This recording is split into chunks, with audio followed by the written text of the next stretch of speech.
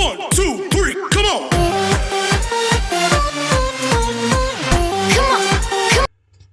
Bismillah, Assalamualaikum warahmatullahi wabarakatuh. Oke, bertemu dengan saya pertama kali membuat tutorial Kotlin. Kotlin dasar to expert. Baik, saya Muhammad Azizanur, asal Lampung. Di sini kita akan belajar Kotlin dari dasar menuju ke expert. Bahkan bisa dibilang ke expert. Oke, kita mulai saja dari awal. Materi kita yang pertama kali adalah Hello World. Hello World itu artinya apa kabar dunia gitu kan. Nah, kita akan belajar bagaimana cara mencetak Hello World di Kotlin. Kita masuk ke IntelliJ ID. Sebelumnya, jika teman-teman ingin mudah menuliskan Kotlin, kalian silakan install plugin yang namanya adalah Kotlin. Bisa cari aja di sini, klik aja Kotlin. Nah, Kotlin. Nah, nanti bisa tahu perbedaannya antara tidak menginstal plugin dengan menginstal plugin. Kita close saja. Oke, yang pertama adalah kita mempelajari Hello World. Bukan mempelajari kata-katanya ya, bukan untuk ditafsirkan. Akan tetapi kita akan mempelajari ini, bagaimana cara mencetak kata-kata Hello World di Kotlin.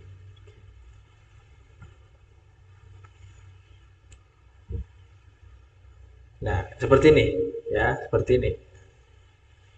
Kita tinggal klik print. Print di sini, print. Print. Begini. Oke, kita buat lagi print ya, print. Nah, kalau kalian menginstal plugin akan muncul kotak seperti ini ya. Kotak ada pilihannya printlen atau print gitu kan. Kita pakai printlen agar bisa sekalian mengetahui perbedaan antara printlen dengan print. Oke, kita akan menggunakan printlen. Oke, sini kita tulis selamat pagi. Nah, oke, langsung aja kita play. Di sini ada tombol running. Oke, running. Kita tunggu sebentar, kemudian muncul. Nih, perbedaan antara printlen dan print itu adalah kalian bisa melihat di sini. Ini Hello World itu print, ya kan? Hello World ini kan print. Yang pertama ini Hello World adalah print. Kemudian yang kedua adalah printlen. Selamat pagi dan printlen. Nah, agar bagaimana kita mengetahui perbedaannya adalah kita pindahkan printlen ini ke atas. Agar saya tidak terlalu menjelaskan panjang lebar, kalian langsung paham gitu kan.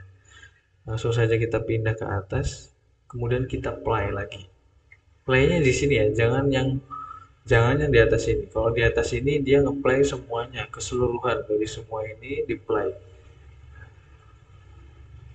Nah, lihat perbedaannya. Jika tadi printnya di atas itu gabung antara selamat pagi dan hello world, itu gabung sampingan gitu kan, nggak ada spasi, nggak ada enter ke bawah gitu. Kalau printlen itu dia mencetak suatu kata kemudian di enter ke bawahnya. Tapi beda lagi kalau print. Kalau print dia tidak mengenter ke bawahnya, akan tapi dilanjutkan di satu garis. Baik.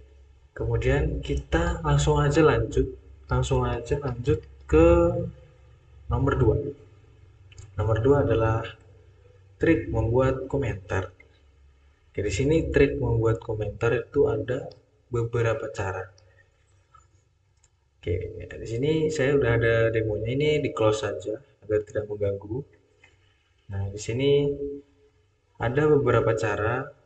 Nah, di sini bagaimana cara membuat print line, apa namanya, buat komentar seperti ini? Oh ya, sebelumnya, karena apa kegunaan komentar? Kegunaan komentar itu seperti ini nih, agar langsung mengerti. Nah,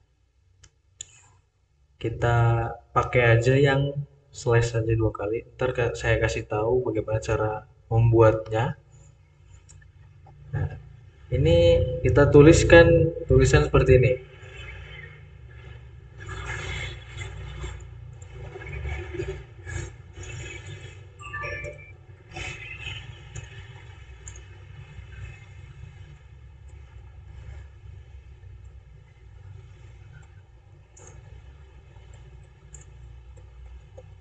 Oke, kita tulis seperti ini ya. Agar tahu perbedaannya antara kita kasih komentar, kita komen atau tidak, kita lihat saja. Kita running lagi, kita running. Nih, semuanya kan ada, semua dari atas sampai bawah ini kan ada nih di komentar gitu kan. Nah, dia tidak masuk ke dalam tulisan di sini. Tidak terbaca oleh compiler. Bisa disebut compiler atau tidak tidak terbaca oleh sistem. Jika kalau kita hilangkan gini, oke, kita hilangkan seperti ini, dia akan merah, error. Error apa errornya? Kita lihat di sini akan muncul unresolved reserve. Di sistem tidak ada kata-kata dan, tidak ada kata-kata di, tidak ada kata-kata satu. Gitu. Dan jika di running juga tidak bisa. Nah, kegunaan komentar di sini agar kita itu lebih mudah untuk membaca atau mempermudah untuk kita mengerti suatu codingan yang mana codingan itu tuh sering lupa gitu kan. Jadi kita kasih komentar untuk penjelasan suatu codingan yang di bawahnya. Nah, seperti itu. Baik, kita langsung saja lanjut lagi ke bagian nomor 3 adalah variabel pada Kotlin. Oke, variabel pada Kotlin. Baik, di sini cari variabel pada Kotlin. Nah, ini dia variabel pada Kotlin. Nah, baik. Variabel pada Kotlin itu ada dua jenis. Kita tulis di sini agar paham, kalian tulis saja di tempat kalian, di laptop kalian atau di catatan kalian. Variabel pada Kotlin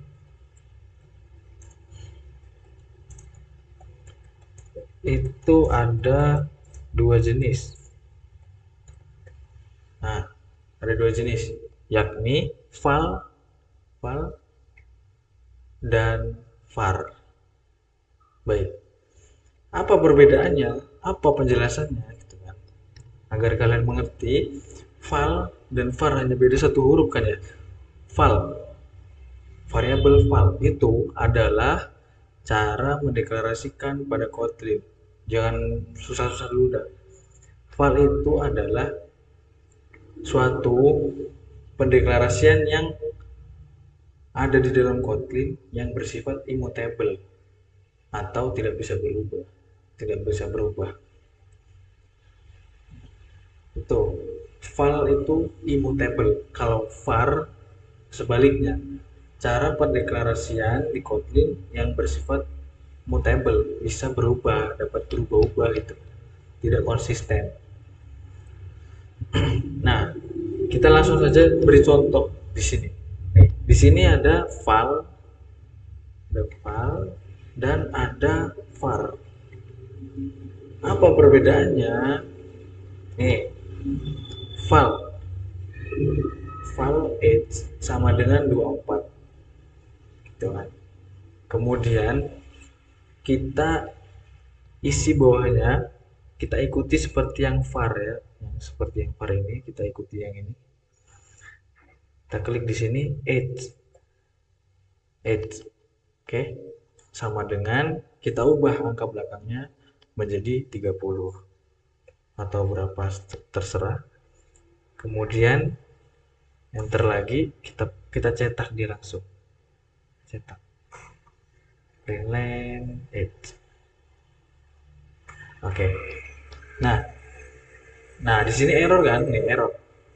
Ada tanda error ya. Nih, apa maksudnya error? Kita lihat. File cannot be resigned. File tidak bisa diubah. Tidak bisa diubah angkanya karena dia bersifat immutable. Kalau var bisa diubah, nah seperti ini nih var. Nih, seperti ini variabel. Variabel umur sama dengan 19. Angka awalnya 19. Akan tetapi di setelahnya kita ubah 30. Kita ubah 30. Nah, kemudian di print line umur. Jadi 30. Kita coba lihat, kita hapus dulu ini. Kita hapus.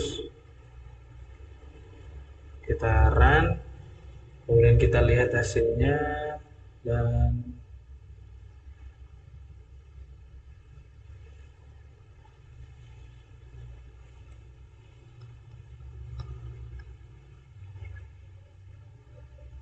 yaps, muncul hasilnya.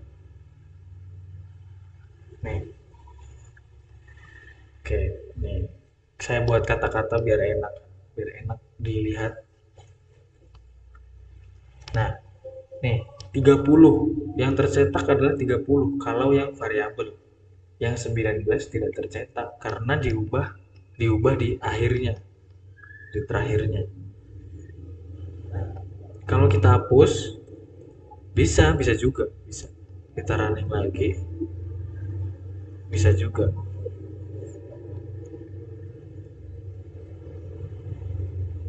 Nah, 19 kan? Seperti itu variabel bisa diubah, kalau file tidak bisa tadi, cannot be resigned tulisannya kan. Nah, nih, my name is Azizanur, my name is $my name. Apa maksudnya? Kok tidak tulisannya Muhammad Azizanur gitu kan, tapi kok tulisannya is $my name. Nah, kita masuk ke sini, kita kontrol klik aja biar tahu kenapa kok ada isinya gitu kan. Kontrol klik, dia mengarah kemana? Nah, mengarah ke variabel my name. Nah, nih variabel my name sama dengan isinya string, yang kalau string itu ciri-cirinya adalah berpetik 2. Nah, nih Muhammad Azizanur. My name memiliki nilai atau memiliki isi di dalamnya itu Muhammad Azizanur. Kemudian kita panggil di sini di print. Cara memanggilnya itu dikasih dengan tulisan dengan kata $. Kalau kita tidak kasih kata $, tidak bisa. Dia jadi yang di print saja seperti kata-kata yang lain. Kalau kita kasih $, dia akan memanggil variabel.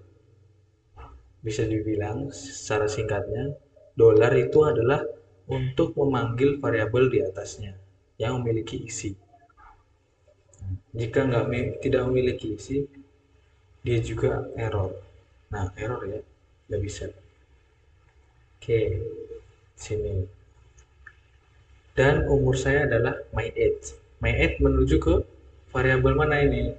Ke variabel atas. Ini ya, variabel ini ya. Variabel ini.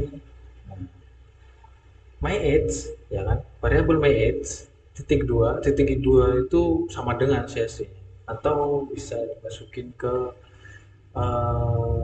sama atau masuk ke dalam gitu.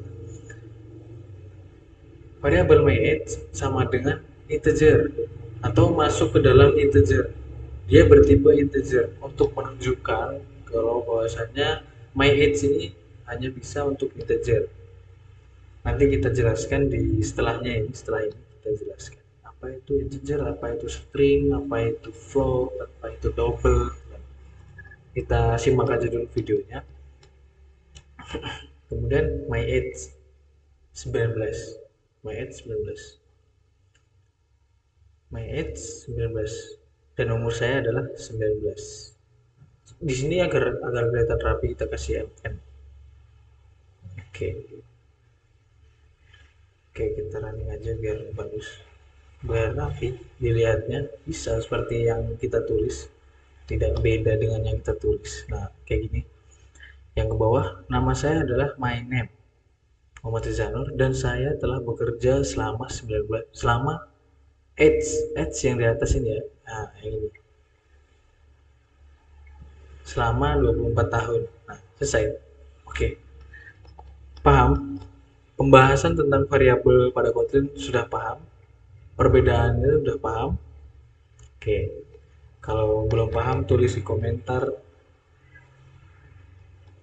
nggak apa-apa.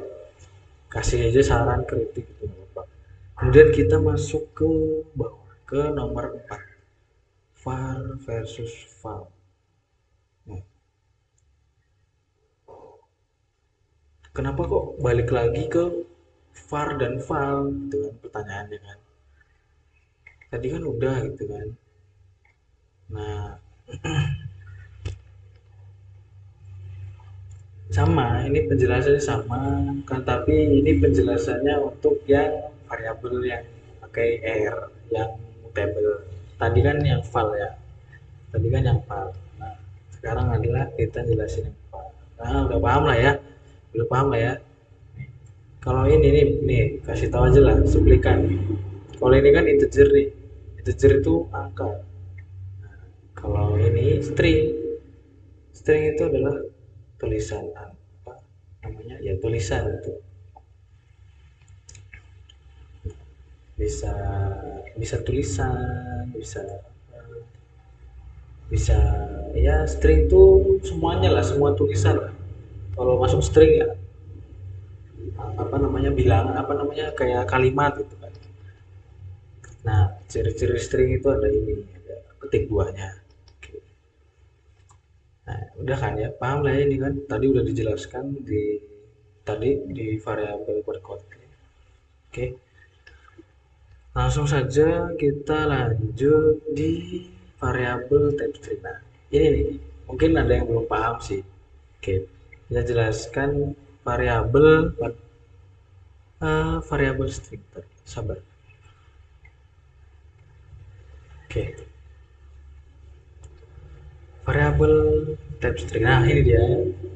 Saya sudah mengurutkan ini semua. Variabel type string. Variabel type string itu ciri-ciri string adalah berpetik dua. Nah, kalau berpetik satu apa terusan?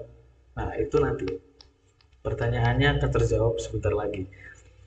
String itu ada tulisan, ya, Aziza Nur.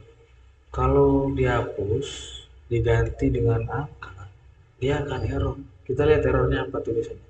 Kita arahkan kursor. The integer literal does not conform to the expect type string. Nah, ini, angka ini adalah integer, bukan string. Kalau string nggak bisa, error dia kan. Kalau ini diubah menjadi integer, oke, nah dia nggak error. Oke, sudah paham. Nah, ini cara panjang untuk memanggil memanggil apa namanya, suatu variabel. Ini panjang kan ya? Kita bisa singkat aja tanpa kasih string, nanti Kotlin akan mendeteksi bahwasanya itu adalah string. Tinggal kasih aja val nama sama dengan, langsung aja petik dua. Jadi kan udah paham ya, kan string adalah ciri-cirinya berpetik dua. Nah, segini aja udah paham, sistem sudah paham bahwa bahwasanya itu adalah string. Dan apa namanya, eh, kalau kalian mau lebih spesifik gitu kan, dikasih tulisan string kayak gini nih biar spesifik. Kalau bahasanya ini nih apa namanya, variabel gudang.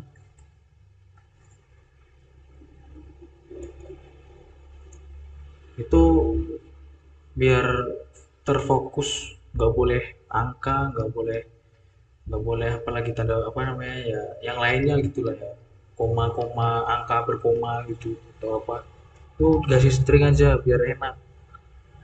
Nah, kasih string aja.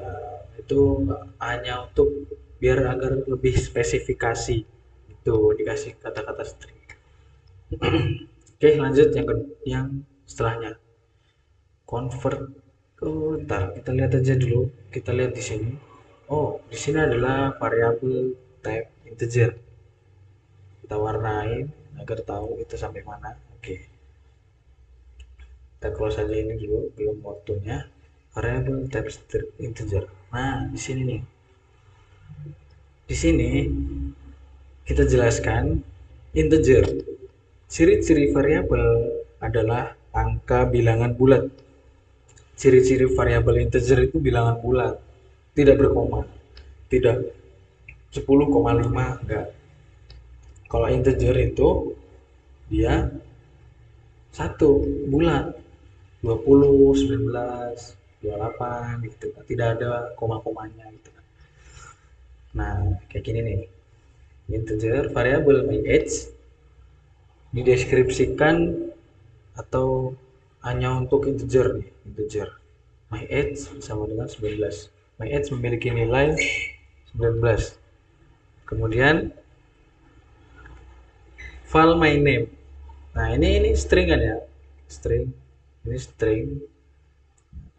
Sistem udah tahu bahwasanya ini adalah string. Oke. Paham lah ya? Integer adalah sebuah variabel yang memiliki sebuah nilai angka atau bisa disebut juga hanya khusus untuk sebuah angka. Nah, oke, lebih paham kan disebutkan seperti itu? Oke. Kalau belum paham, tulis aja di komentar.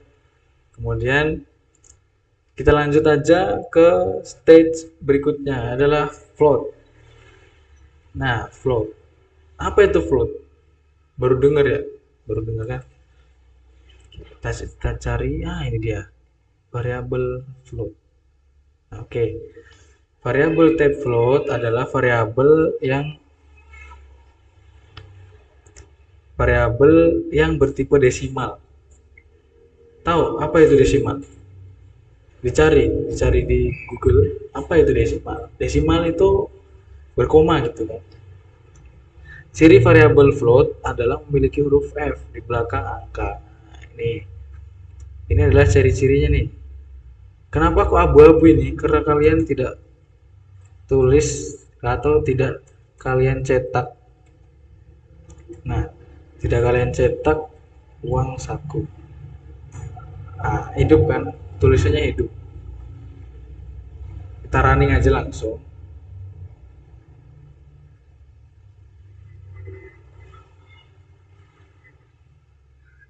Nah, ini dia 10,0. Desimal itu adalah seperti ini. Nah, oke. Ini adalah namanya variabel type float. Variabel bertipe float. Kemudian setelah memahami ini, kita langsung ke stage berikutnya. Udah paham kan? Kita langsung aja ke stage berikutnya untuk mempercepat. Ini apa? Variabel type double. Variabel type double. Oke. Variabel type double. Kita cari di sini ya, di sini. Variabel type double. Apa maksudnya double? Tadi float kan, sekarang double. Double sama float itu sama aja, cuman beda nama. Cuman kalau double dia itu tidak ada ciri-ciri, cuman ya berciri-ciri, ada ciri-cirinya, cuman tidak dideskripsikan kayak float. Kalau float kan ada tulisan F gitu kan di belakang angka, akan tetapi kalau ini dikasih F di sini, dia akan merah, akan error, dia akan error. Nah, the floating point literal. Nah, berarti ini adalah tipe float. Jangan, nggak boleh. Kalau double itu adalah variabel tipe double adalah variabel yang bertipe desimal. Tadi sama seperti float 1,0 berapa. Oke. Nih, jangan lupa kalau ingin melihat hasilnya itu adalah kasih println. Println atau print boleh. Ini apa? Uang saku. Nah, nih. Oh ya, kalau kalau double ya, kalau double kita hilangkan nol, apa koma nolnya, dia juga error. Karena apa? Double kan ini sih, apa desimal. Jadi hanya bisa untuk desimal. Nah, oke. Oke, selesai. Kita lanjut. Udah paham kan di sini? Sampai sini kita paham. Double tadi float.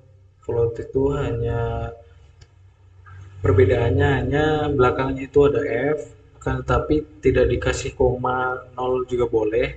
Nah, yang penting belakangnya dikasih ciri-ciri atau dikasih F gitu kan di belakang angka akan jadi float, kemudian tadi variabel integer, kemudian type string. Nah, kalau string itu adalah huruf atau kalimat, kalau integer itu dikhususkan untuk angka saja, kalau string boleh semuanya. Kemudian variabel var dan variabel Kotlin. Nah, agar tidak banyak buka tab, di sini close saja all tab, klik kanan close all tab. Kemudian kita lanjut aja ke variabel type char. Ya, di sini. Char, char itu kan bukannya kursi ya, bukan. Itu cair. Mana di sini char kan? Oh, ini char. Nah, apa itu char? Kita akan bertanya-tanya. Apa itu char kan? Variabel tipe char adalah variabel yang hanya memiliki satu nilai karakter.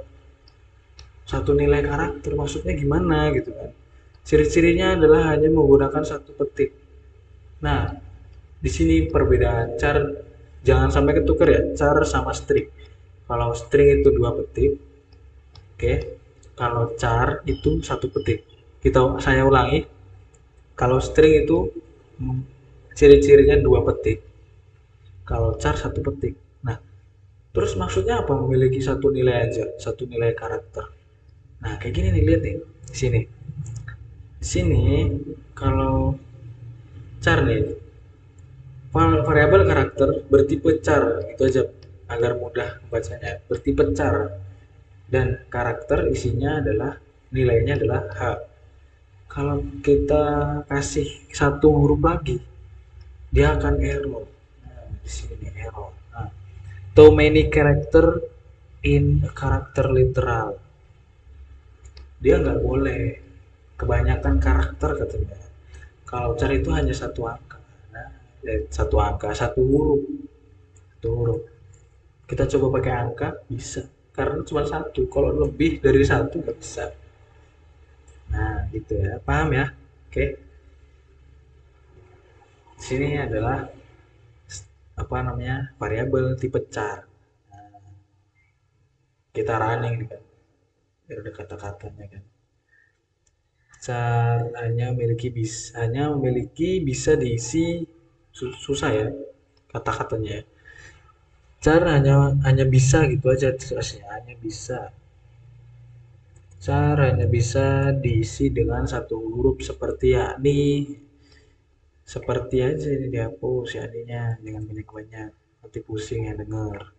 Seperti karakter dan huruf. Nah, ini caranya memiliki bisa diisi dengan satu huruf yakni nol O dan A. O dan A.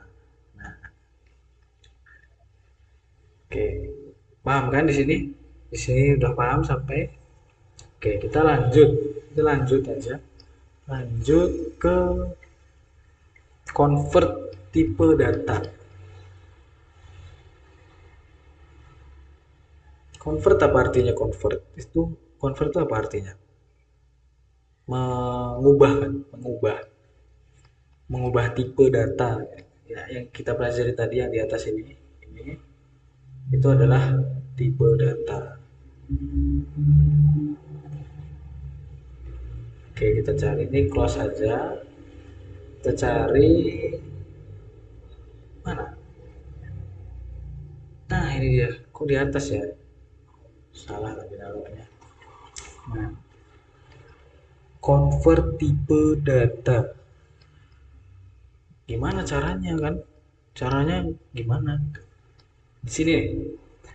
Kita ini dulu nih. Cara mengconvert data dari integer menuju float, string atau sebaliknya. Nih, caranya kayak gini. Cara convert data nih kayak gini nih. Nih.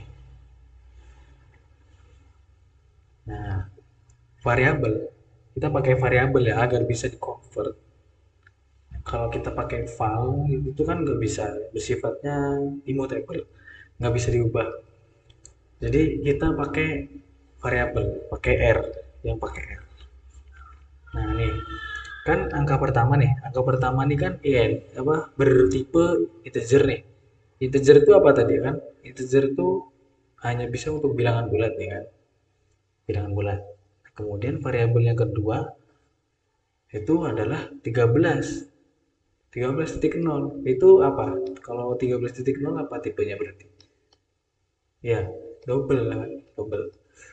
Nah, kita convert dua-duanya ini.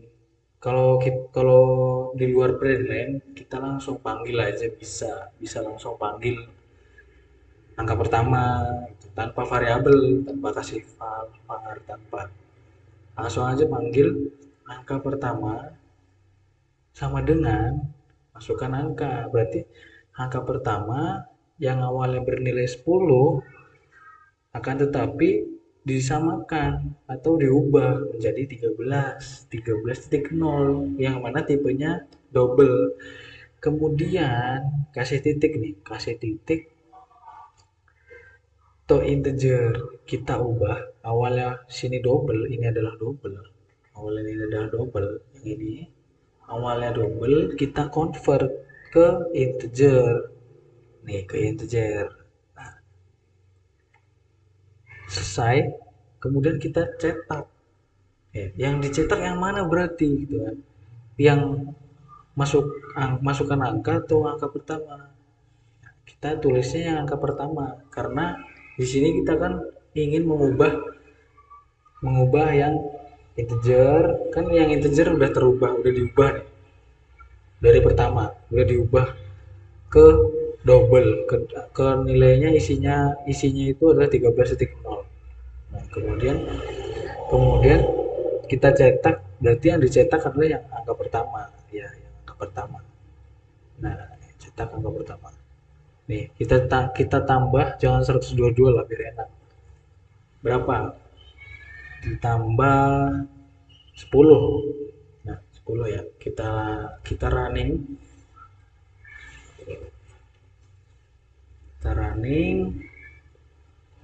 yep, nambah dia kan 23. 23 tidak ada komanya, tidak ada koma nolnya. Tapi beda lagi kalau kita di sini kita convert ke double. Klik aja to double. Nah, muncul kan? To double. Nah, ini diubah menjadi integer aja. Nah, integer. Kemudian yang ini hapus. Hapus aja nggak apa-apa. Koma. Nah, kayak gini. Nah, kayak gini ya. Kalau tadi kan bisa lihat nih. Tadi itu integer, tapi merah. Pas pas convertnya, pengubahannya itu merah. Karena apa? Karena dia integer. Apa yang mau diubah gitu kan? Nah, maksudnya eh, angka pertama kan integer gitu. Angka kedua udah double, apa mau diubah lagi gitu kan? Nah, kemudian kita ubah atau double. Lihat, lihat hasilnya.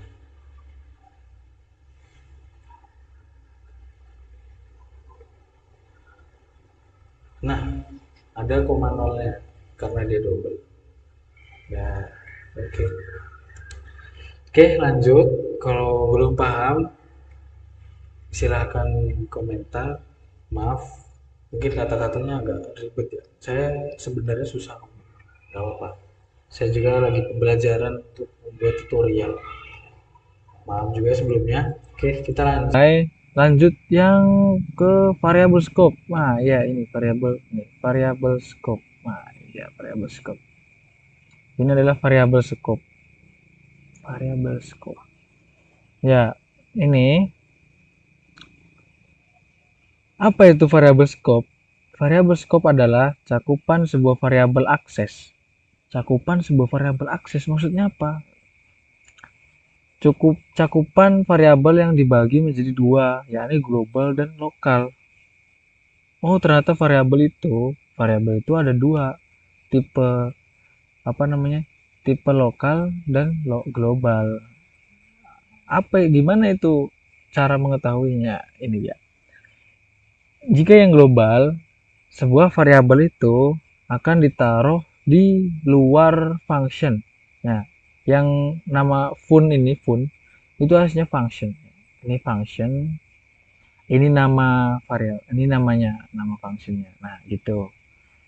Jika variabel itu ditaruh di luar function seperti ini, berarti dia bisa dipakai di semua function yang ada. Variabel ini bisa dipakai ke semua function di bawah-bawahnya atau di atas-atasnya.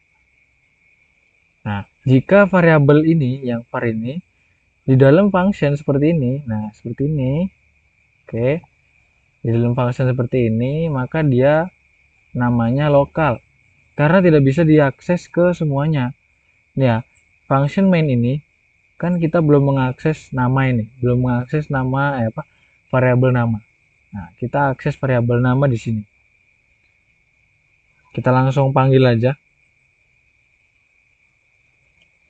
nama. Nah, muncul ya, muncul nih variabel. Oke, kita enter. Nah, kalau kita kontrol kita arahkan kursor, terus kemudian klik, akan mengarah ke atas ke variabel ini.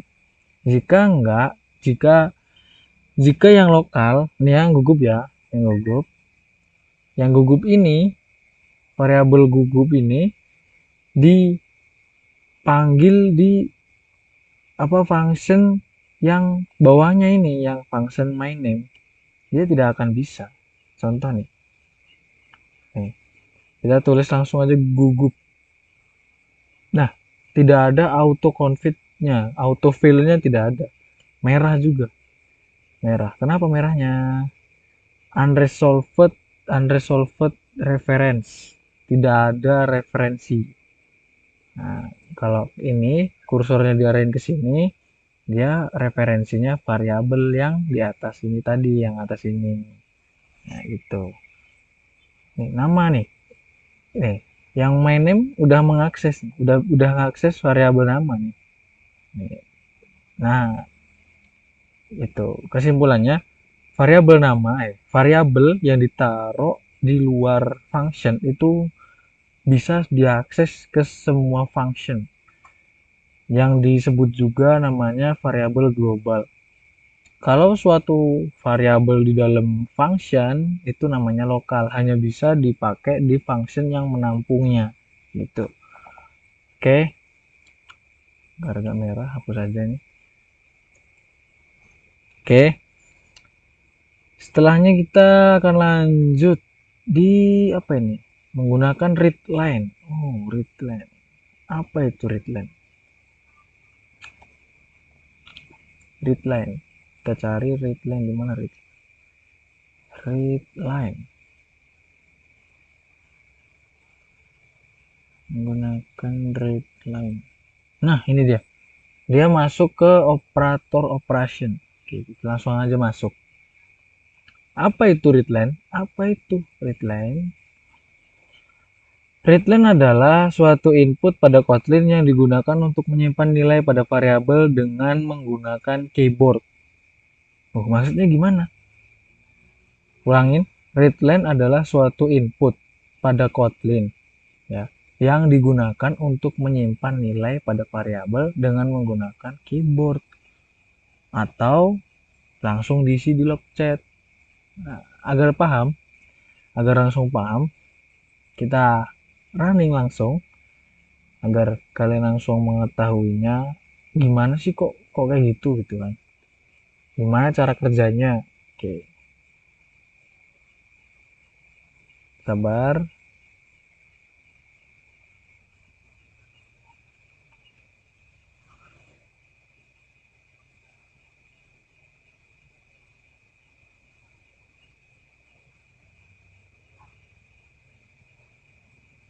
Lama juga ya.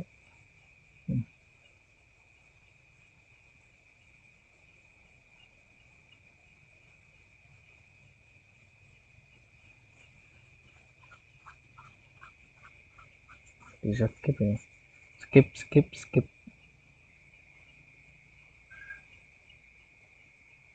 Nah, oke, udah muncul ya nih, siapa nama kamu.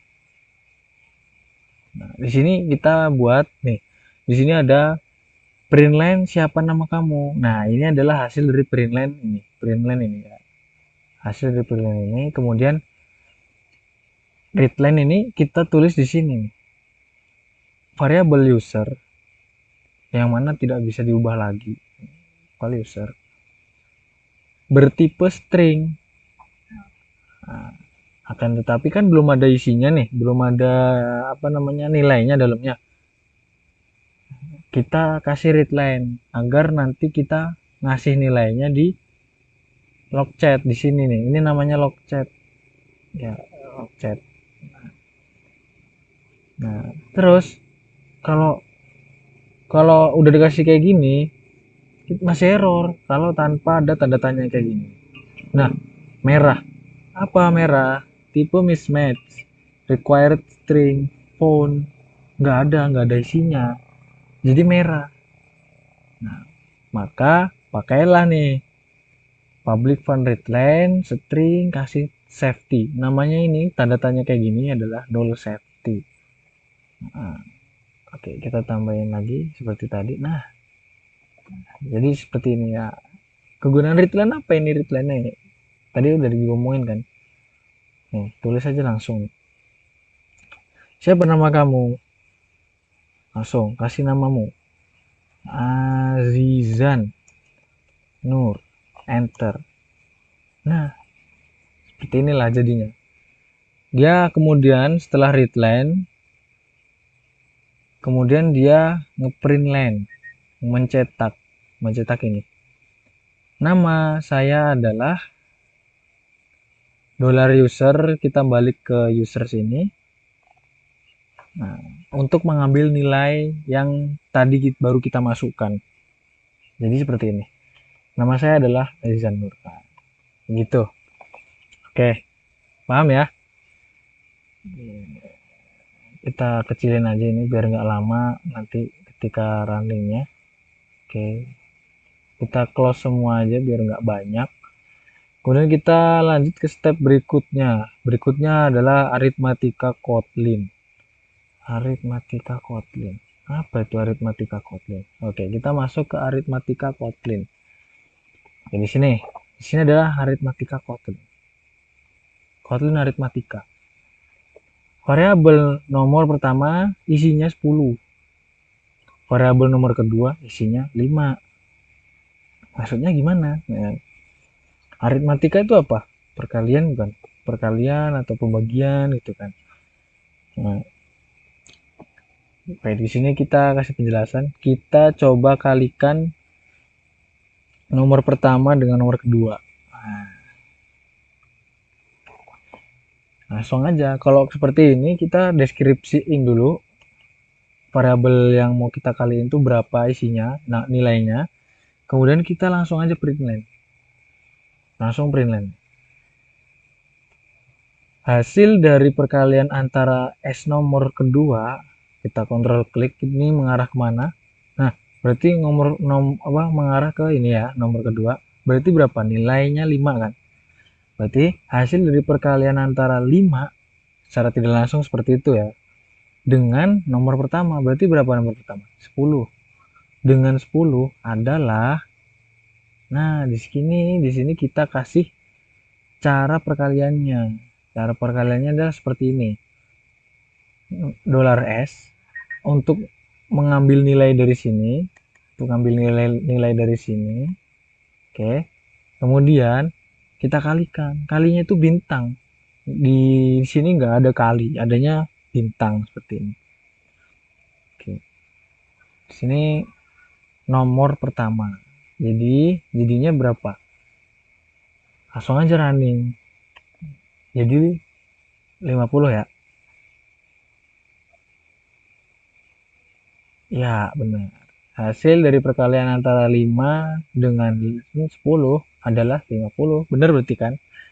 Nah, kemudian bawahnya ini melakukan convert. Tadi kan kita udah belajar convert ya, convert data kan. Convert data. Kita udah belajar convert data.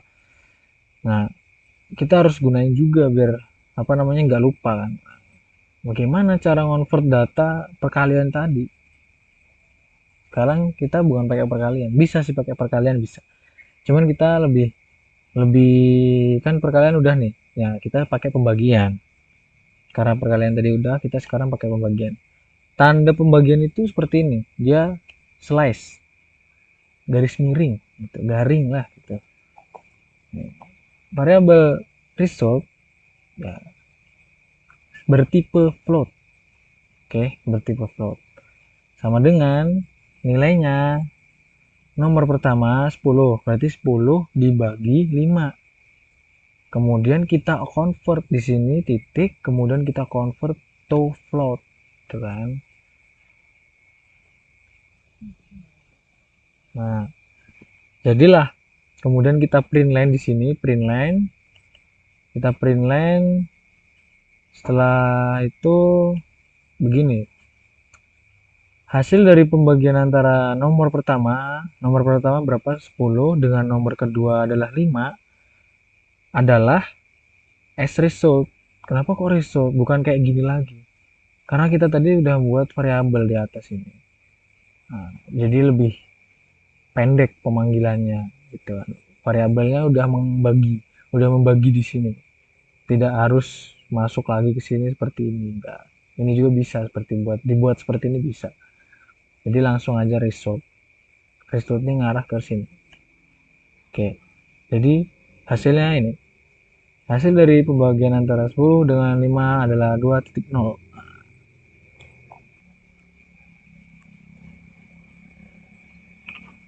Oke, sekarang kita masuk ke apa ini? Increment decrement. Nah, masuk ke increment decrement. Langsung aja masuk ke increment. Ini dia increment decrement. Apa itu increment decrement? Apa namanya? Sebentar. Increment adalah menambahkan satu angka pada value sebelumnya dan decrement adalah menurunkan satu angka pada value sebelumnya. Ya, dengan cara kayak gimana? Dengan cara ditambah. Dengan cara tanda seperti ini, tambah plus plus dan minus minus. Oke, langsung aja running agar langsung paham. Karena biasanya kalau dijelasin tuh malah biasanya nggak paham gitu kan. Nah, ini nih hasilnya. Angka awalnya kan 10. Kemudian hasilnya ketika dikasih plus plus, angka awal dikasih plus plus, dia menjadi 11.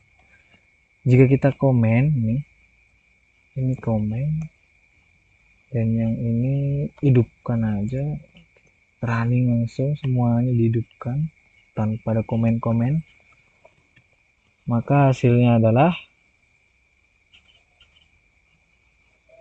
ya, dia tidak bisa langsung 2, dia harus satu-satu ternyata. Ini sebagai pelajaran ya, bahwasanya dia tidak bisa langsung panggil 2, harus satu-satu. Nah, kita running lagi, kemudian hasilnya adalah hasilnya adalah 9. Nah, 15, hasilnya adalah 9. Oke, kita lanjut aja langsung untuk mempercepat waktu. Kita langsung masuk ke logika operator and or not. Kita kuningkan. Mana ini dia. Logika operator. Logika operator. Apa itu logika operator?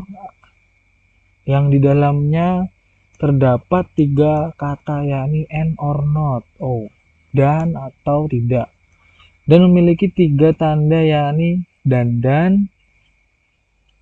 apa ini, garis tegak lurus 2 dan tanda seru.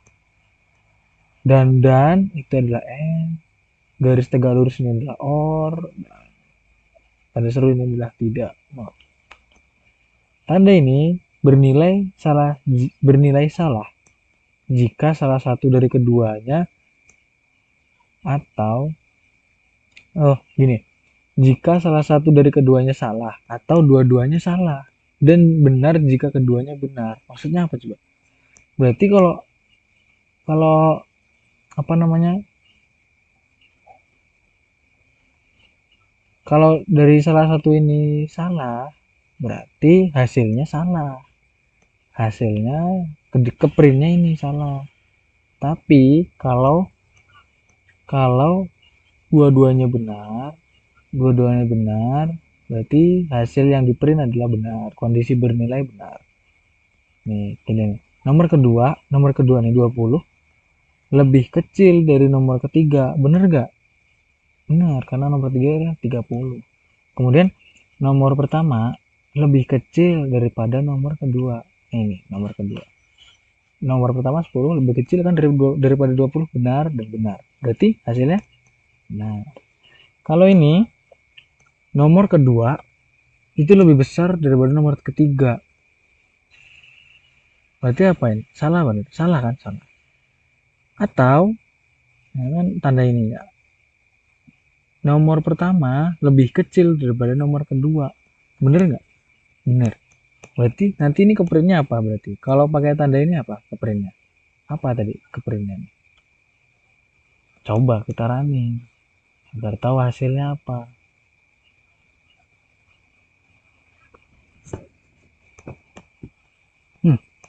Kondisi benar. Nah,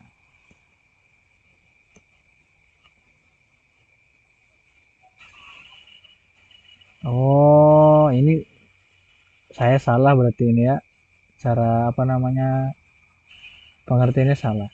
Berarti jika salah satu dari keduanya salah, berarti benar, gitu kan? Berarti benar. Berarti benar. Di sini kasih aja tulisan berarti benar. Nah, gitu aja dah. Nah, kita sama-sama belajar ya di sini ya. Saya juga belajar. Dan tanda dan ini bernilai apabila keduanya benar. Jika dan keduanya benar. Coba kita ini aja. Kita komen, kemudian yang ini kita hidupkan. Ini dihapus. Oke, kita langsung jalankan.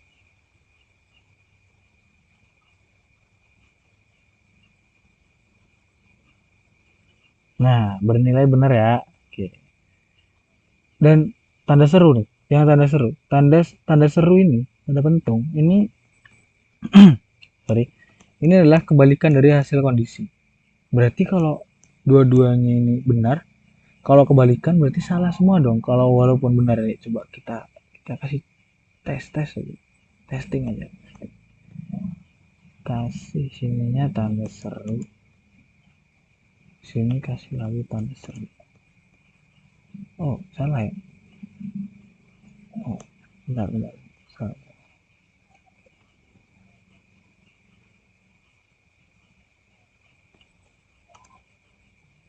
Kita coba ya, running ya.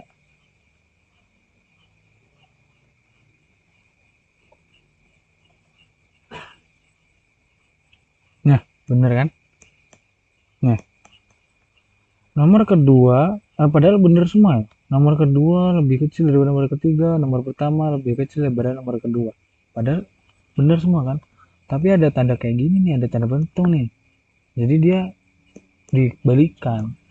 Hasilnya bener masalah gitu kan. Oke, kita lanjut aja untuk mempersingkat waktu. Lanjut pengurangan. Penjumlahan, Penjumlahan dan pengurangan. Oke, penjumlahan dan pengurangan. Lanjut ke penjumlahan dan pengurangan. Operator aritmatika minus dan plus. Tadi kan udah nih bagi dan kali.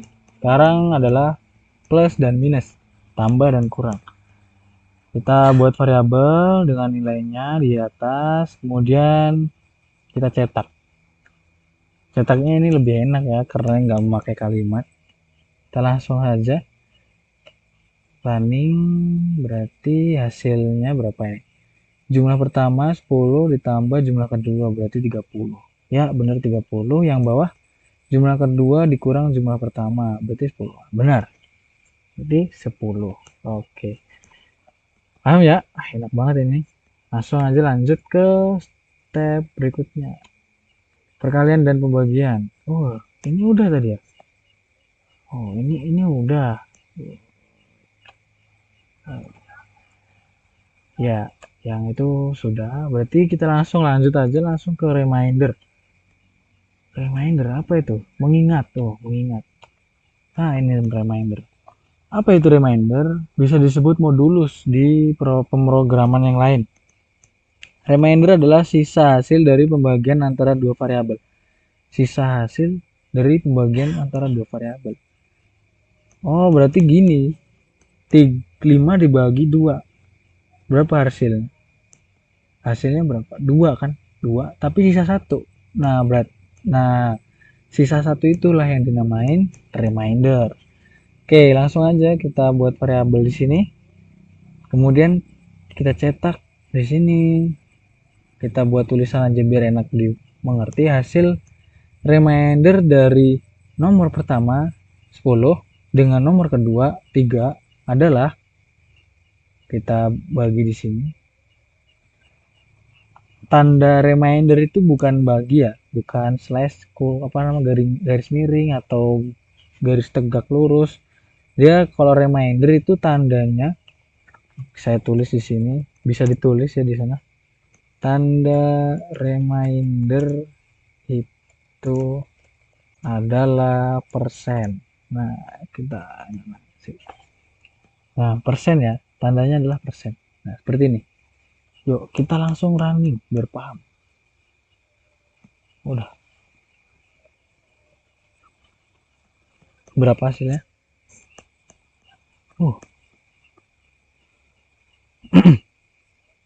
Hasil reminder dari 10 dengan 3 adalah 1. Kok bisa? Iyalah kan 3 tambah 3 6, tambah 3 9. Sisa 1. Nah, 1 itu adalah reminder. Paham kan? Oke. Jika sudah paham, kita lanjut tuh. Kita udah menyelesaikan kelas operator operation, kemudian kita udah menyelesaikan variabel yang sangat-sangat panjang ya. Oh, ini klik. Oke, kita lanjut aja langsung di sini. If else, jika else. Apa itu? If else statement. Kita cari if else statement di mana? If else statement. Nah, ini dia masuk ke pemrograman struktur. Masuk saja langsung. Apa itu if else statement? Ini sangat mirip dengan percabangan dalam memilih benar atau salah. Oh, ini seperti true dan false ya. Oke. Seperti true dan false. Nah, di sini ada nih. Ada variabel nomor pertama dan nomor kedua. Nah, kemudian melakukan percabangan dengan satu baris. Nah, ini dengan cara satu baris, dengan cara simpelnya, dan ini adalah dengan cara panjangnya, panjang tapi pendek, panjang tapi pendek, panjang ke bawah, pendek ke samping gitu. Nah, ini kayak gini ya, sama aja sih. Nah, yes, no, no, yes. Nah, nomor kedua 10 lebih besar daripada nomor pertama. Kemudian dicetak no no. Kita baca lagi dari pertama. Jika nomor kedua lebih besar daripada nomor pertama, berarti nanti dia mencetaknya no atau yes. Kalau ini benar, kalau nomor kedua itu lebih besar daripada nomor pertama, dia akan mencetak yes. Kalau sebaliknya, kalau nomor kedua lebih kecil daripada nomor pertama, maka akan mencetak no. Oke, langsung aja kita running biar paham. Oke, di sini kita lihat dan no. Isinya adalah no. Kenapa kok no? Hah? Oh, saya salah menaruh kata di sini, guys. Yes ini aslinya adalah no. Di sini adalah no asli. Dan ini adalah yes. Nah, yes dan no. Kita running lagi.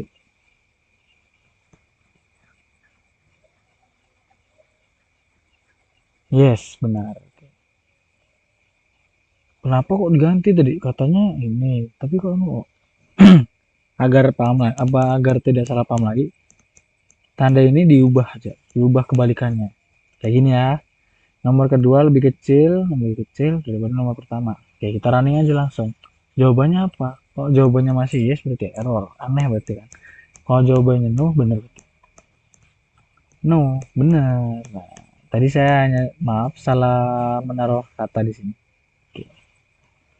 Oke, paham ya? Ini sama aja seperti yang pertama tadi. Oke, kita langsung lanjut ke udah setengah ya, udah banyak ya belajarnya ya. Conditional operator. Ini dia conditional operator. Apa itu conditional operator? Conditional operator memiliki nilai pengembalian boolean dan memiliki tanda seperti berikut. Oh, yang kita pakai tadi ternyata. Kita pakai tadi. Nah, oh iya. Belum paham kan tadi kenapa kok ada tanda kayak gitu kan. Nah, seperti ini nih. Itu berarti namanya conditional operator. Ini tanda seperti ini namanya conditional operator. Saya udah membuat di sini. Nih, print length, nomor nilai pertama, nilai kedua. Nilai pertama lebih kecil nilai kedua. Berarti yang ini isinya adalah false. Nomor nilai pertama lebih besar daripada nilai kedua. Berarti ini isinya true. Nah, di sini oke. Nilai pertama sama dengan nilai kedua. Sama dengan. Enggak kan, enggak sama, ini 8 sama 10. Beda berarti kan? Berarti jawabannya adalah false. Kalau yang ini nilai pertama tidak. Tadi kan udah ya, kita udah bahas ini ya, pentung ya. Kebalikannya kan, nilainya kebalikannya. Kalau benar berarti salah itu. Tidak. Bisa diartikan juga tidak. Tidak sama dengan nilai kedua. Benar berarti kan? Bukan sama dengan. Berarti true. Karena dia beda 8 sama 10. Nilai pertama lebih kecil sama dengan nilai kedua. Nilai pertama lebih kecil sama dengan enggak, berarti false.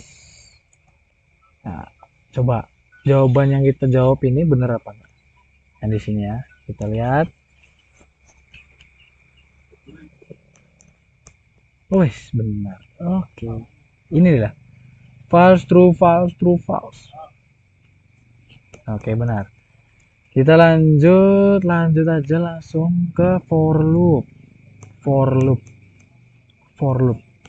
Loop itu apa artinya? Cinta, bukan.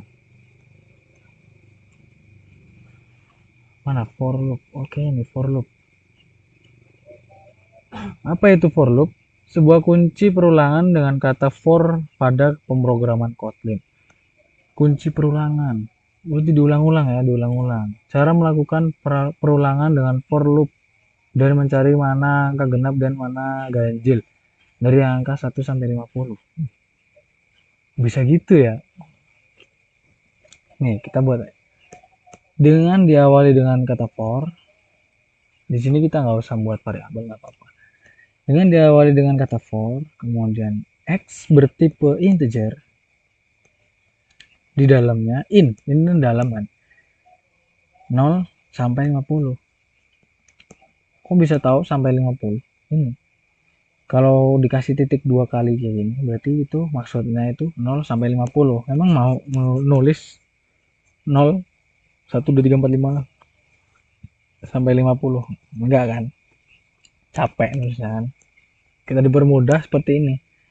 Kemudian kita kasih if jika x yang bertipe integer tadi yang dalamnya yang nilainya 0 sampai 50 itu 2 ya. Apa tadi ini namanya tadi lupa saya. Ini adalah reminder. Ini namanya kan reminder. 2 genap sama dengan 0. Berarti dia mencetaknya ini angka genap. Ini angka genap. Kemudian jika x 2 tidak sama dengan 0 ya. Berarti ganjil. Langsung aja kita running di sini. Agar paham. Nah, oke, di sini. Ini adalah ganjil, 33 ganjil kan? Dan angka genap adalah 34. Bener. 34 dan 33. Oke, paham ya di sini?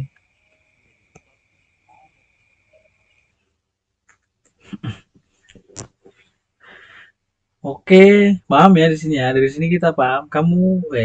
Kalian paham kan? Bahwasanya apa namanya?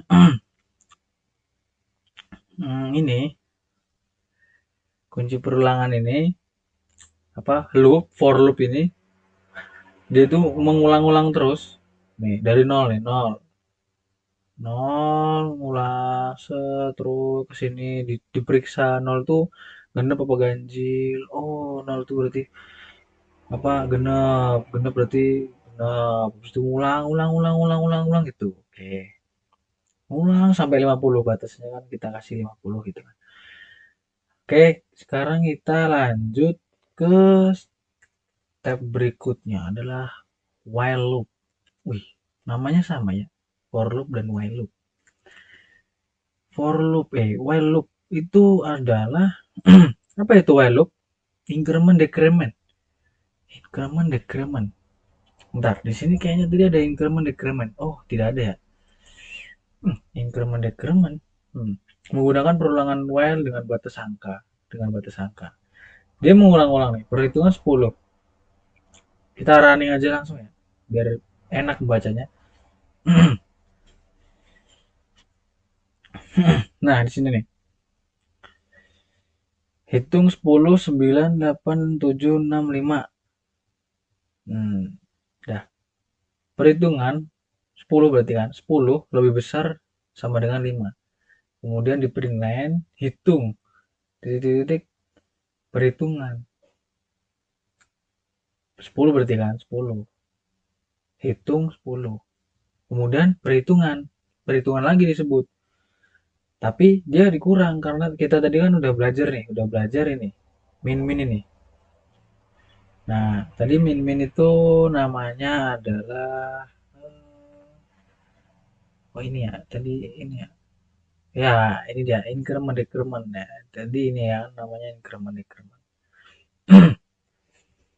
Nah, kita pakai min-min. Jadi dia ngurang satu, diulangin lagi print line, ngurang satu, ulangin lagi print line sampai 5, batasannya 5. Kita kasih batas 5. Jadi seperti ini. 10, 9, 8, hitung mundur gitu. Oke. Paham ya di sini ya? Sampai sini paham ya? Kemudian lanjut aja step berikutnya. Jika belum paham, tulis di komentar. Oke, do while loop lagi, while loop lagi di sini. Kita membahas while loop lagi. Do while loop. Nah, ini dia do while loop. Variabel perhitungan yang bernilai 10. Kemudian kita melakukan perulangan do, berawal do. Do. Do kita awali dengan do, kemudian langsung aja print line. Maksudnya apa ini? Apa itu do while loop? Ini akan melakukan minimal satu kali tindakan walaupun ia tidak masuk kondisi while. Tidak masuk kondisi while. Tidak masuk kondisi while. Nah, ini ya. Ingat-ingat nih. Ini kan jawaban dari while loop tadi nih. Jawaban dari while loop yang ini. Print line perhitungan. Jadi dia langsung mencetak dulu.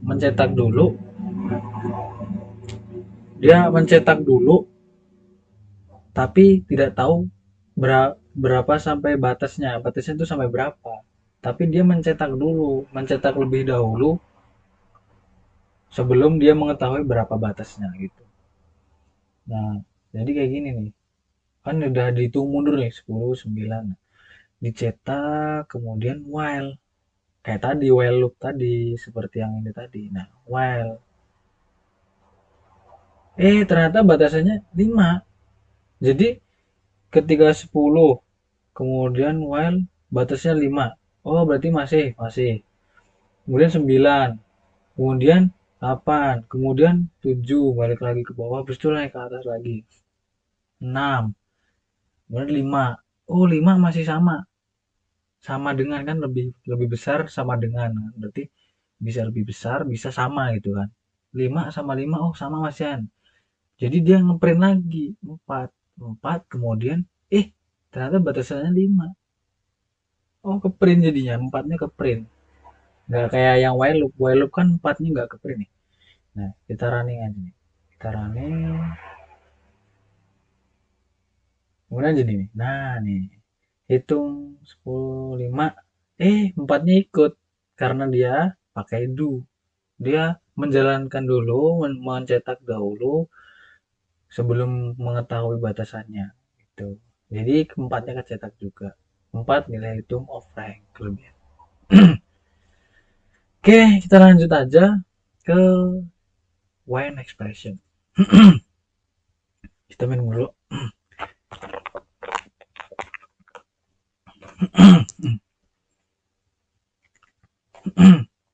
Nah, ini dia when expression. Apa itu when expression? Ia adalah salah satu percabangan di dalam Kotlin dalam pemrograman lain. Biasa disebut switch case. Di pemrograman lain seperti Java itu dinamanya switch case. When expression switch case tambah readline. Nah, readline tadi kita udah belajar ya. Readline itu mengisinya di keyboard. Kita manual gitu kan. Tidak buat variabel gitu. Oke, langsung aja buat contohnya tebak-tebakan. Kita kan dengan ini bisa buat tebak-tebakan.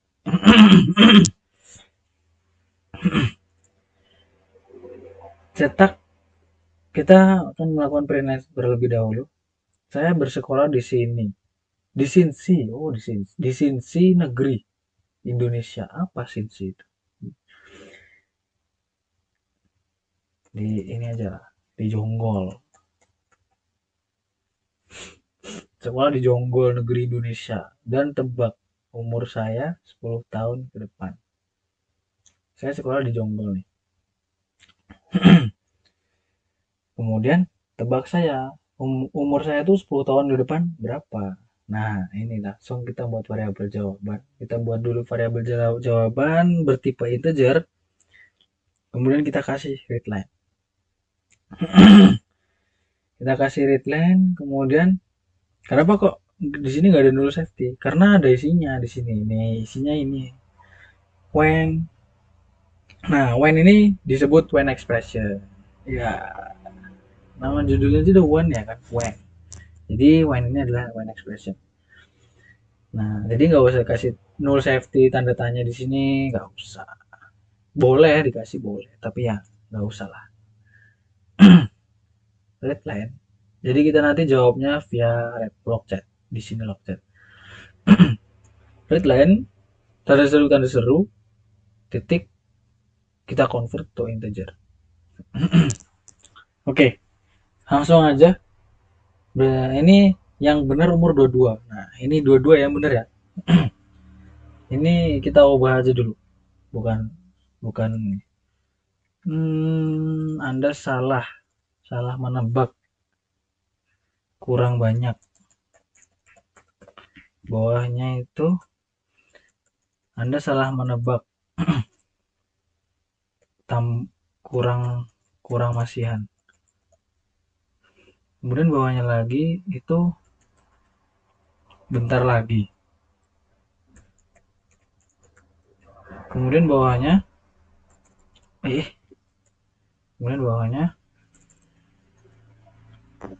dikit lagi. Nah, oke, kita langsung printline ya. Jadi di luar angka-angka ini, dia akan ngeprint yang ini. Jauh amat lu nebak gitu kan.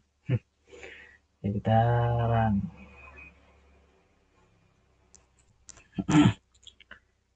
Oke, kita lihat 3, 2, 1. Oke.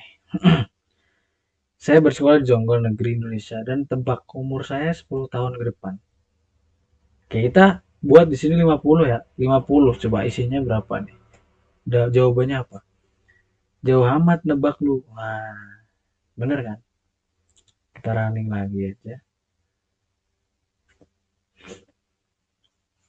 Nah, di sini kita jawab lagi nih. Jawab berapa nih? 19 ya? 19. Enter. Anda salah nebak, kurang masihan. Ini isinya. Kita running lagi. Kita jawab di sini adalah 22. Anda benar. Oke, dapat hadiah. Oke, paham ya?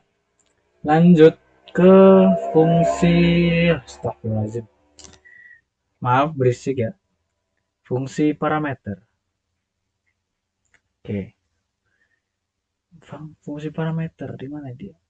Fungsi parameter. Nah, ini dia. Fungsi parameter. Fungsi dibagi menjadi 3 yakni yang pertama sebuah fungsi dengan tanpa parameter disebut prosedur. Yang kedua fungsi dengan parameter disebut fungsi. 3 ya. Tadi tulisannya 3. Apabila sebuah fungsi memiliki parameter baru disebut fungsi. Dan apabila ia memiliki suatu pengembalian maka berganti nama menjadi metode. Nah, 3-nya ini berarti. Nah, 3-nya ini. Oke, langsung aja kita coba lihat bawahnya codingannya. Di bawah ini adalah sebuah fungsi yang memiliki prosedur. Disebut parameter karena ada perintah di dalam konstruk. Di dalam konstruk itu ada perintah. Konstruk itu yang mana?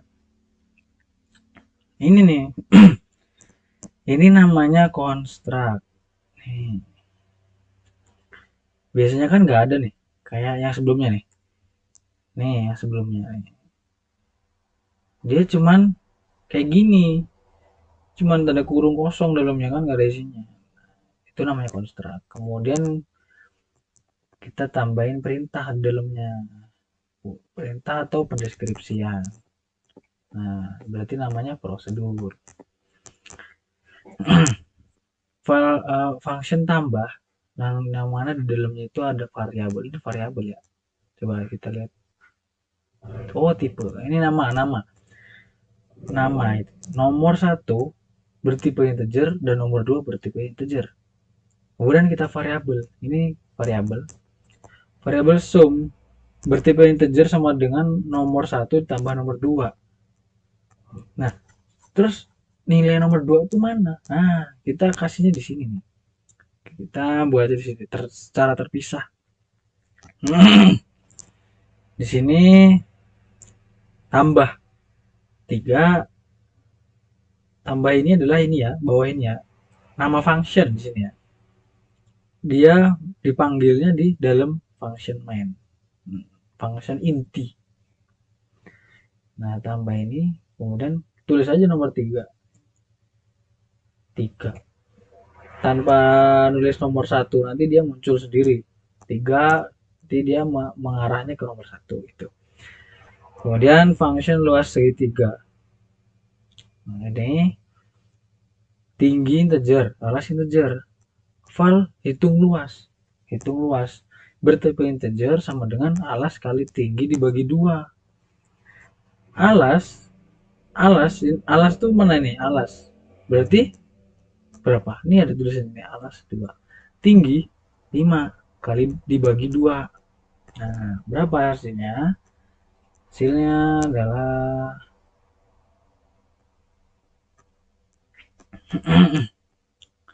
oke. Luas segitiga adalah alas 2 kali 5 dibagi 2. Hasilnya 5. Kok bisa? Gila kan 5 kali 2 10 dibagi 2 jadi 5. Oke. Nah, itu namanya fungsi parameter. Fungsi parameter tadi ya. Parameter ini. Oke. Fungsinya gitu. Lebih panjang. Semakin lama semakin lebih panjang. Oke, kita lanjut ke fungsi dengan return type.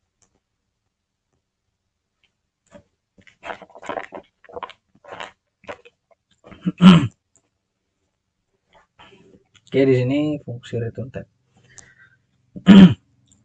Fungsi dengan parameter dan return type. Perkalian. Kok 3? Kok dia langsung ada namanya angka pertama? Kok bisa? Oh, gini caranya. Nah, ini ngarahnya ke perkalian. Perkalian 3 nih ya. Function perkalian memiliki nilai 3. Apa namanya? Punya nama angka pertama dan angka kedua. Ini ada sih kayak tadi buatnya seperti tadi. Perkalian angka pertama integer, angka kedua integer. Dia memiliki nilai ini 3 dan 4. Kemudian dideskripsikan lagi. Namanya juga kan fungsi dengan parameter dan return type. Di return. Kalau mau di return itu harus dideskripsi lagi di luar, nggak kayak tadi, nggak kayak fungsi ini kan cuman fungsi parameter, jadi nggak usah pakai return, nggak usah pakai titik, int itu nggak usah. Nah, nggak usah kayak gini. Bisa tapi ya terlalu panjang kan, tidak memakai return gitu kan. Nah, kita nih kan lihat kalau pakai return kita harus deskripsiin lagi di luar construct. Kemudian dalamnya variabel hasil bertipe integer sama dengan angka pertama berapa? 3 kali 4. Kemudian kita return tuh kayak printline. Return hasil. Kita running aja langsung.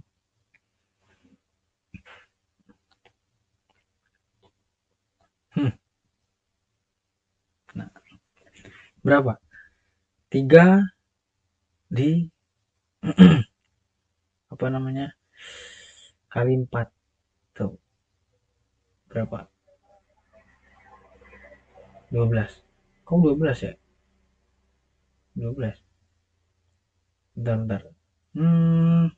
Variabel pembagian integer perkalian. Angka bagi. Oh, ini nih. Ya, ini nih. Pembagian integer perkalian. Nah, 13. Oh, ini hanya pendeskripsian aja. Ini pendeskripsian aja. Bahwasanya itu adalah integer. Kemudian dibagi, angka bagi 4. 13 dikali 3. Berapa hasilnya? Kemudian dibagi 4. Hasilnya adalah 12. Seperti itu. Oke, paham ya? Oke, kita lanjut ke cara membuat class getter and getter. Setter and getter. nyater tempat. Setter and getter, di mana dia?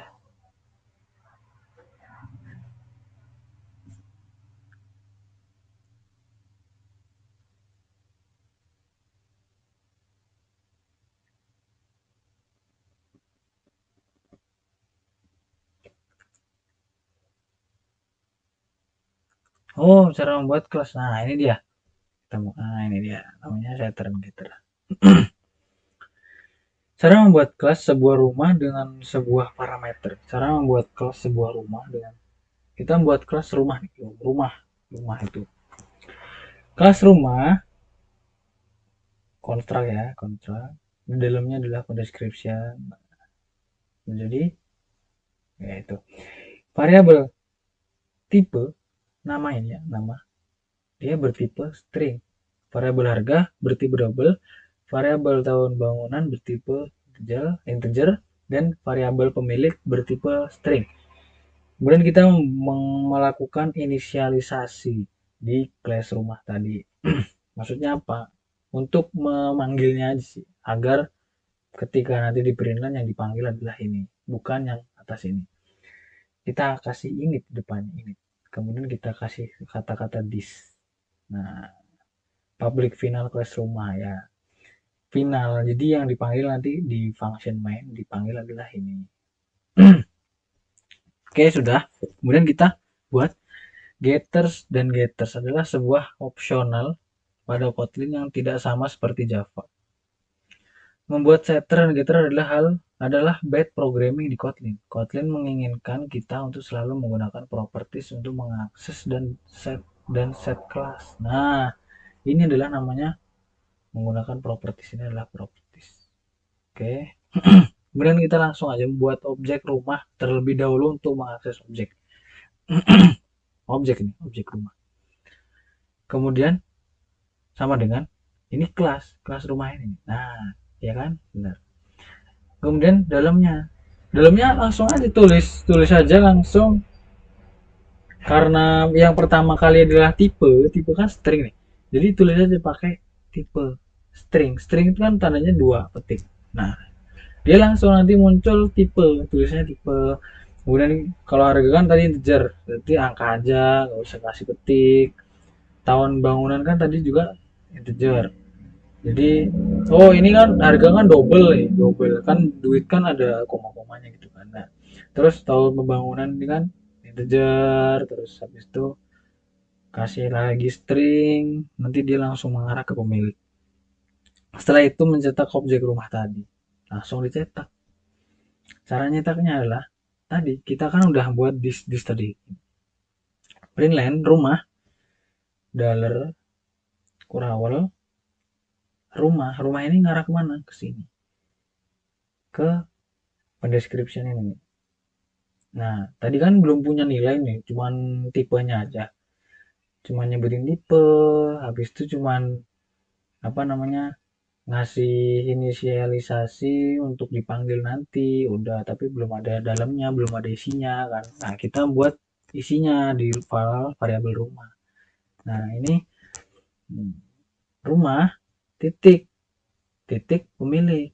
Nah, pemilik ini ke sini. Nah, ya kan? Tuh. Habis ke sini dia nanti langsung diumpan ke sini. Oh, berarti bener string. Nah, tahun pembangunan toko rumah titik tahun pembangunan. Kemudian dengan harga toko dolar rumah titik harga. Dengan tipe toko rumah titik tipe. Coba kita run.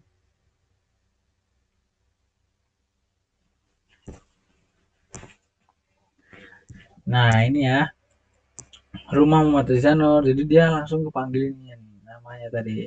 Karena kita tadi pilih rumah titik pemilik. Kemudian dicek. Kan titik pemilik. Dicek sini. Oh, ada pemilik. Kemudian dari sini, dari init ini dicek lagi apakah dia tipenya string. Benar. Oke. Paham ya di sini? Kita lanjut ke inheritance. Ya, ini dia inheritance. Membuat kelas animal dan kelas kucing merupakan inheritance dari animal. Maksudnya apa? Kan hewan. Animal itu kan binatang kan. Nah, di dalam kata-kata binatang itu kan banyak jenisnya, banyak namanya kan. Nah, kucing itu termasuk di dalam animal kan, bukan human kan, bukan orang kan, dia bukan orang kan, tapi dia binatang kan. Nah, kucing itu namanya adalah inheritance, membuat objek dari class yang telah dibuat. Nah, kemudian kita buat nih objek class animal, kemudian kita deklarasiin nama, color, jumlah kaki. Namanya bertipe string, colornya string, jumlah kakinya integer. Tapi kita kasih null safety karena kita kan belum diisi. Belum ada isinya kayak tadi kan. Nah, kemudian kasih constructor. Nama string, jumlah kaki integer. Kemudian kasih this. Agar ini seperti tadi ya, seperti ini tadi. Kemudian kita langsung panggil sini this titik name sama dengan color, dan this color sama dengan color, jumlah kaki sama dengan jumlah kaki. Nah, tuh sip.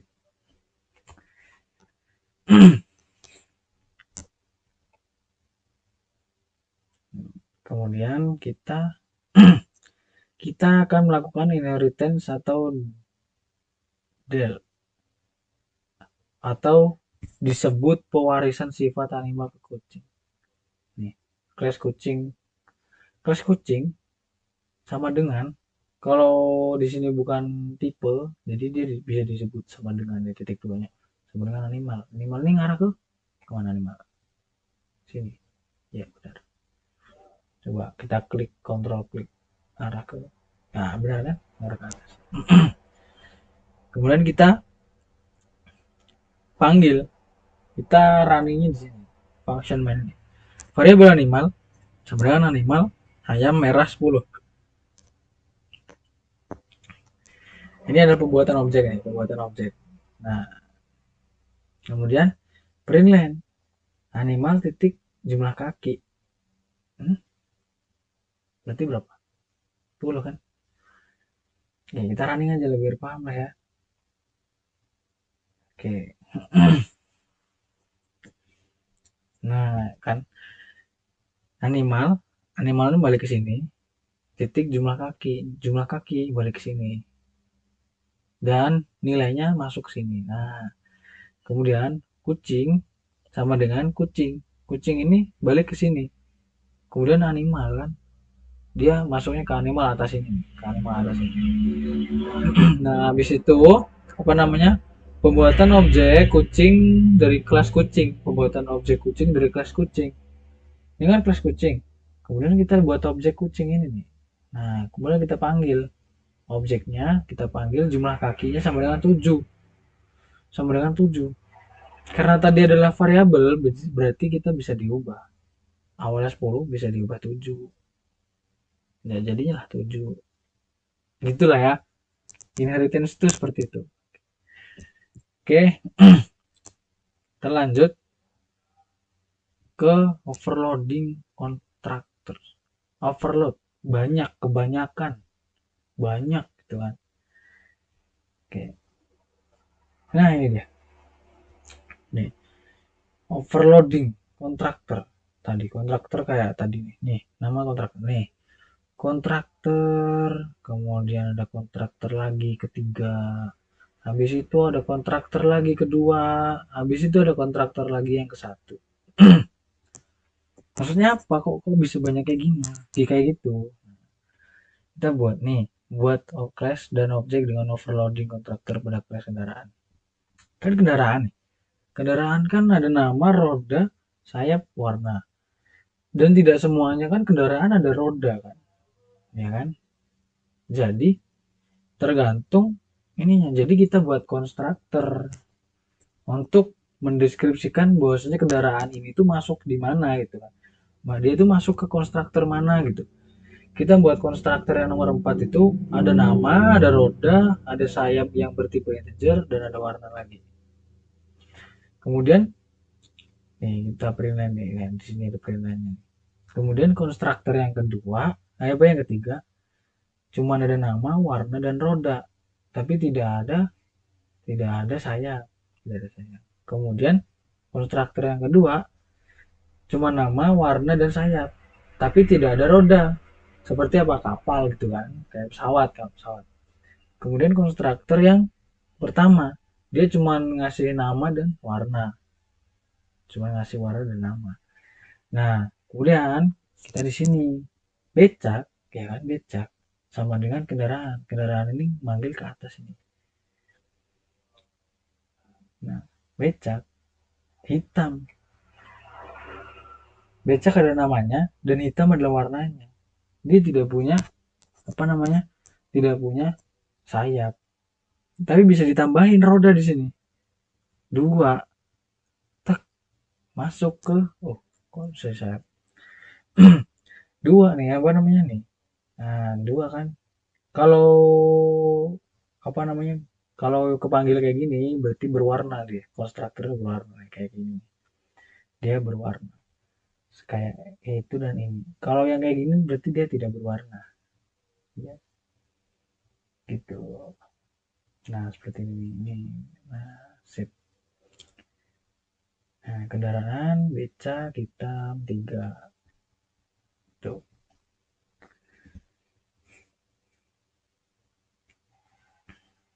Oh, sayap yang memiliki apa namanya? Memiliki 3 gitu. Garuda air. Berarti kan ada sayap ini. Langsung aja 3. Warna, roda, sayap. Oh, 3.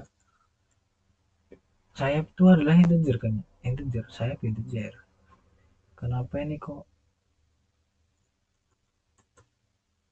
Ctrl Z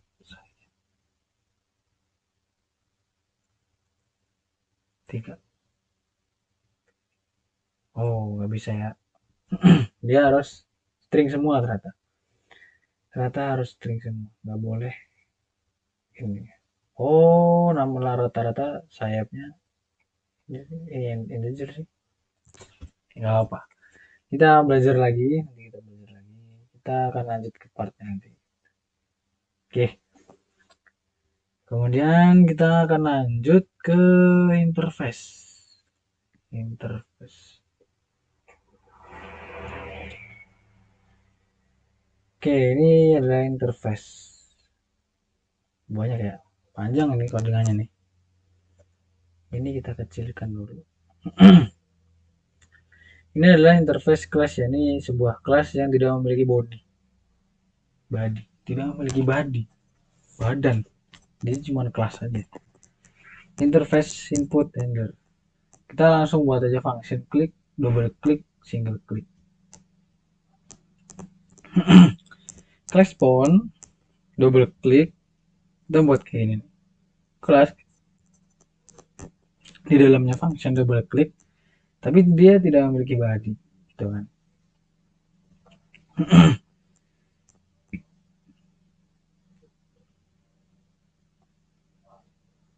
Nah, ini ada pawn, ada button, ada button. Oh, button udah cuma 2 ya. Kemudian kita panggil di function main. Nih, kita buat argumen bertipe array string, di dalamnya bertipe array yang namanya tipenya juga string. Kemudian kita buat variabel my button sama dengan button ya, manggil kita button. Kemudian my button titik klik. Nah, kemudian my button titik double klik. Maksudnya apa sih kok kayak gitu kan? Iya, kita panggil variabel my button. Nah, di dalam di dalam button ini ada apa aja? Ada klik, ada double klik. Nah, di dalam pawn itu ada apa aja? Ada klik sama gitu kan. Seperti itu ya. Oke. Oke, kita lanjut ke read file.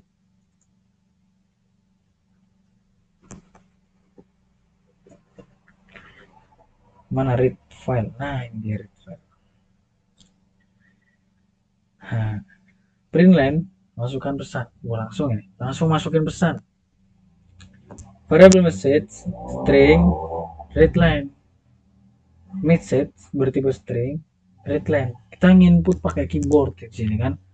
Kemudian kita ubah ke string. Kemudian cara memeriksa apakah user sudah memasukkan pesan atau belum. Kita periksa di sini. Jika pesan kosong, maka print line-nya kemudian maka kita kasih akan mencetak ini pesan ini. Please enter message. Else write to file. Jika tidak, maka akan mengisi write, nulis, akan diisi. Dan kemudian read from file. Read from file ini untuk manggil ini bawah ini nih, read from file. Nah, variable reader, file reader. Nah, ini kasih file name ini. Kalau file name ini beda sama yang bawah ini ya, sama yang bawah ini ya. Nanti error dia, error. Makanya jangan sampai beda. Variable char bertipe integer, tapi kasih null safety agar tidak error. Karena kan kita kan belum isi dengan ketika runningnya kita belum ada nilai di dalam variabel ini kan. Kemudian kita kasih try, do, char reader read. Biar paham langsung, kita langsung aja running lah ya. Running.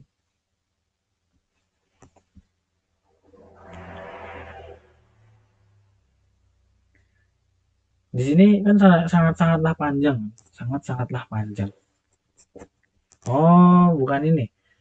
Saya salah running. Ini nih kita tuh apa namanya? Nah, ini seperti ini nih ya. Hasilnya kayak gini. Bukan. Nih, lihat nih. Kita tuh kan ini udah masuk ke package IO Kotlin. Ini seperti buat aplikasi. Nah, biar paham, ini kan ada write, kita langsung aja ke upgrade write untuk nulis. Nah, di sini nih ada function menu. Function main manggil menu untuk menjalankan ini. Nah, udah. Kemudian kita buat variabel quiz readline. Nah, readline.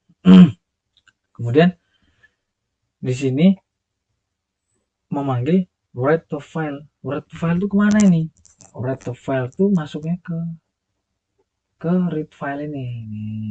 Write to file. Nah, kemudian write to file membuat try, variabel reader, file reader, kemudian di sini ada database. Ini bisa disebut database-nya untuk menyimpan tulisan-tulisan yang kita buat nanti. Kemudian diperbolehkan true. Kemudian tulis write to write message plus n kan, enter maksudnya. Kemudian kalau udah selesai nulis kita enter, dia akan nge-close, maksudnya ngunci. Udah itu kita tuh nggak bisa ngisi lagi. Kemudian kita kasih catch x caption, print line x caption x, kita print kemudian x kita munculin. Kemudian ada lagi nih, ini kalau kita klik satu ini kan write nih. Kalau kita klik satu berarti dia nulis dan masuk database-nya seperti tadi. Kalau kita klik dua, read, dia cuma baca. Berarti cuma print line reading. Read from file. Masuknya ke read from file. Nah, ini masuknya ke tadi yang ke read tadi. Nah, yang read file. Yang ini yang read file. Nah, read file. Nah, karena tadi masukkan kita nulisnya di sini di database yang message ini. Nah, berarti kita cuman baca aja read file reader nih. File reader. Itu udah bawaan dari Kotlin ya. Variable char integer datanya. Nah, char reader read baca, print char to char. Tulisan to tulisan. Kemudian while char jika tidak min 1. Catch exception x message. Message ini balik lagi ke tadi. Nah, langsung aja lah kita running agar paham.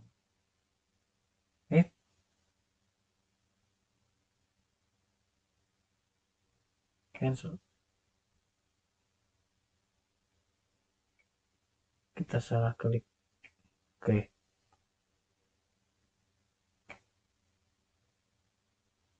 Oke.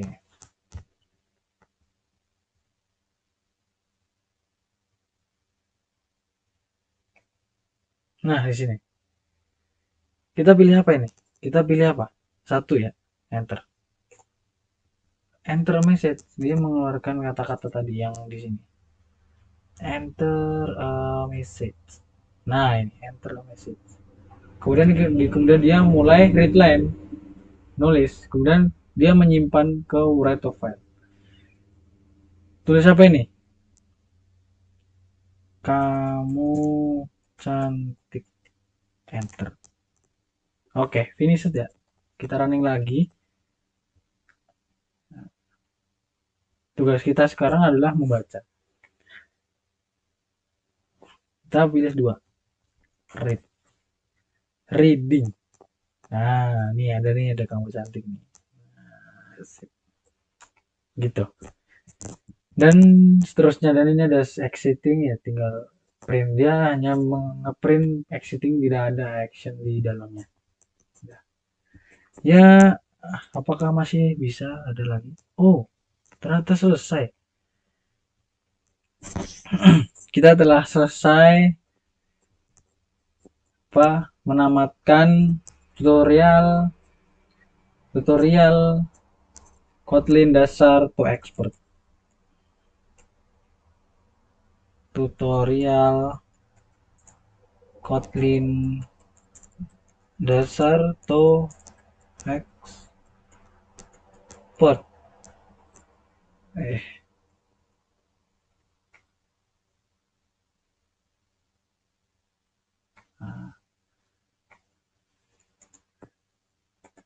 Telah selesai.